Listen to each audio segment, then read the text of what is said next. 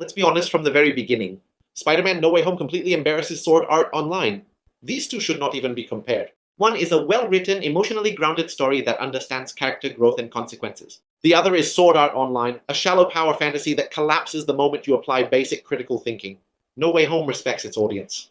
It builds tension, lets characters fail, and forces them to live with the results of their choices. Sword Art Online pretends to have stakes and then immediately destroys them.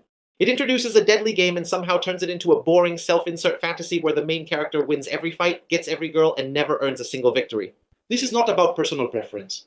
This is about competence. At the end of this video, the question will not be which one is better.